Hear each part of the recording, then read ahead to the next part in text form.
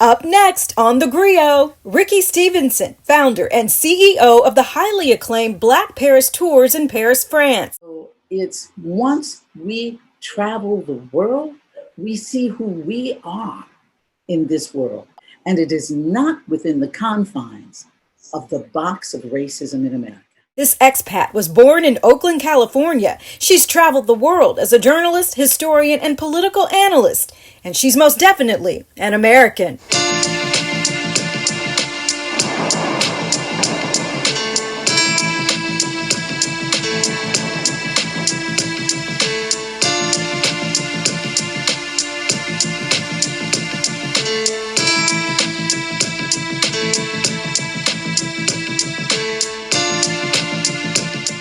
Ricki Stevenson, I reached out and called you thinking you would be in Paris, and you surprised me, and you're like, no, I'm over here in my hometown of Oakland, California, and you're willing to give me your time. Thank you so much for joining me today. This is my joy. I had a birthday yesterday. I'm still kind of sad because I cannot return to Paris.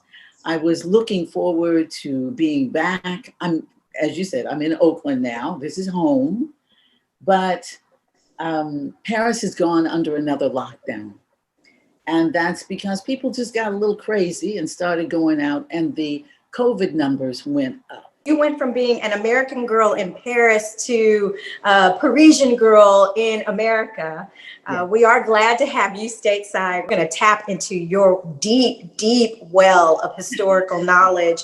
Folks should know that you are a journalist. You've been a journalist all of your life, a storyteller all of your life. You've been an international correspondent. Right now, you've been working, when you're in Paris, you work as a political analyst for what we would consider the CNN version in France. Mm-hmm. You are the founder and head tour guide, if I might add, of the Black Paris Tour, which is known internationally. And you have attracted the likes of Jada Smith, Questlove, who else? Oh, and then Smokey Robinson. And okay, I won't go any further. And no. Let's dip in that. Steve Harvey. We had Colin Kaepernick, Brian McKnight. We've had just so many wonderful folks come and take the tour. Wow. And then in 2018, a little girl named Tamara Gibbs took your tour, and it was transformative. One of the things that struck me is how important it is for Black people to enter into these spaces and to travel internationally and to be seen. From your perspective, why is that so important? It's once we get out of the United States that we know who we are in the world. As a travel reporter, I began working for a San Francisco network in 1990 as a travel reporter. And I can remember they were kind of worried. I was the first Black, I was the first woman. And so they called me in for a meeting and they said, now understand, this is going to be a little challenging for you as a woman and as a Black woman. I never faced a moment of racism in the world. But get to San Diego, California, where we're supposed to be staying in a very historic hotel. And I come up, I'm the producer, I'm the person who's leading the crew of 5. And they were like, oh, wait, we have to call the head office to see if you're telling us the truth. Essentially, that's what their attitude was. And so it's once we travel the world, we see who we are in this world. And it is not within the confines of the box of racism. Talk to me about how the Black American story is actually tied to all these stories of Blacks in Paris. Yes. It's not just African American history. It begins with African history. How many people are aware that the African continent is, you can go on the Straits of Gibraltar and it's miles between Africa and Spain and Europe. When you think about the African Americans who went there and who were treated like people, Sally Hemings, her brother James Hemings, they had been enslaved. by Thomas Jefferson. It's a long story. You can read Barbara Chase Verboe's book, Sally Hemings. Sally and James, it was first James and then Sally, came to France. The French said, guess what? You're free. You're not enslaved here. And they were like, what? Yeah, we don't play that here. And so it was a process for them to learn, oh no, we are free people. Josephine Baker from St. Louis, Frederick Douglass, Ida B. Wells, Dr. Du Bois, everyone you can think, all of our greatest thinkers and intellects and abolitionists. There has been a long history of our best and brightest having been in Europe and in France specifically. Because the first test you gave us was the sheet. I took a photo of it, I remember, and posted it on Facebook, and that was our quiz. And you were like, tell me amongst these people on this list who had traveled to Paris. And, we're all thinking about it, like, okay. And you're like, every single name all on the of them, list. a list of 100 people, and all of them. And you go, wow, so there's something that there was a sense of home that they found in Paris that they didn't find in, America. Ricki, you are a walking encyclopedia. You know about everything. Do you have a historical moment? Yes. The 1921 bombing of Black Wall Street. My family is from, my paternal family, my father's family is from Oklahoma. We're from places like Wild Horse Creek, Okmulgee, Guthrie, Duncan, Tishomingo. I mean, all these little towns. And one town called Greenwood, Oklahoma, that was called the Black Wall Street. We had oil, Black people had 800 businesses. It was a fully functioning. They had 2 movie theaters and 1 stage theater, pharmacies, hotels, everything. They had their own stockyards. They had 2 private airports. And right across the highway from Greenwood was a town called Tulsa. Now, again, I've known this history all my life, and I was surprised that people did not know it. So what happened? 1921 bombing of Black Wall Street. What was the catalyst, the real catalyst for that? Well, there had been a number of the Black men, the residents of Greenwood, Oklahoma, who had gone off to war during World War I and who had fought, including some of my father's relatives, some of my uncles, great uncles, who had fought in France. And when they came back, first of all, they were proud anyway, but when they came back, it's like, okay, it's on, and we will not tolerate. So I think about when I learned as a little girl that the whites were going to lynch a young Black man. He was accused of bumping into or whistling at an elevator operator across the highway in Tulsa. And so they took him into custody, put him in jail, and they were going to lynch him.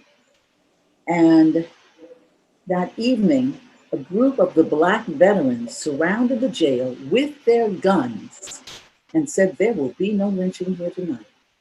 We did not go to war to come back to this. Well, that would then be the catalyst for the Air Guard from the state of Oklahoma bombing that town, bombing Black Wall Street, a 56 square block community, thousands of Blacks lived in beautiful homes. They were jealous of them. And so that is one of the things that I always connected to France. When you travel and see who you are and how you are honored and respected in other places, you're going to demand those same things back at, quote, home. And so it's those things that I have drawn on that tell me who we are and the impact that we have had, not just in the United States, but worldwide. One of your main takeaways is when we know our history, we know who we are. And it almost sounds elementary to say that out loud. But It's You not. know, Dr. Carter G. Woodson, everybody knows Dr. Carter G. Woodson, who would be the father of Negro history, who actually created the first Negro History Week in 1926, and then in 1976 became Black History Month. mhm, Association that he created is still alive and thriving today. And yeah, during his time in France, and that was in 1906, 1907, and he would then travel to Africa and to Asia. And when he came back from those trips, he said, if we as Negroes in America only knew who we were in this world, we would never let anyone teach our children, which then led to the 1933 book, the book that every Black American should read, The Miseducation of the Negro, by Dr. Carter G. Woodson. But he was one of the first to echo that saying, we cannot allow others to teach our children. We must teach our children. when you know what you come from, when you know you're a descendant of this, that, and a third, you stand boldly in that authority. And that's why I love genealogy. You can now go online and find your own family history. And I'm so encouraged when I meet families who have gone deep to find out, who are we? What can the average person do, Ricki? You know, from your perspective, if there is an action step. Normally, I would be saying travel. Take your kids and travel. You know, if the child has that would be normally. If the child's in school and has a section on some aspect of our history, go there. If it's on the civil rights movement, take that child to Alabama or to Georgia. Take your children places. Show them things. There are books about African American history. There are people who are doing Black history lessons for children. I own a bookstore in Vallejo, California. It's called Ethnic Notions. And they have the most amazing books. And I know people say, well, it's easier for me to order them on Amazon. But order some books from Ethnic Notions bookstore in Vallejo, California. And let's make sure that they can continue another 23 years. We have to be the ones who are proactive and tell the teachers, tell the world, along with our children, who we are and the richness of our culture. You are just such a blessing. I'm so grateful that you obeyed the promptings in your spirit to stay curious and to not just hoard that information and keep it to yourself, but you tell it to the world, you shout it to the mountaintops. And again, 2018, transformative trip for me. I could have sat there and listened to you for all 4 days. We were in the City of Lights. And I probably could have talked that long too. Oh, and I would have just relished in it. You know, we haven't even scratched the surface. So, you know, anyone who's thinking about their first post-pandemic trip, definitely consider Paris, practice your French. Even though things are quiet in terms of travel, I urge people to visit Black Paris Tours on Facebook, see what we're talking about.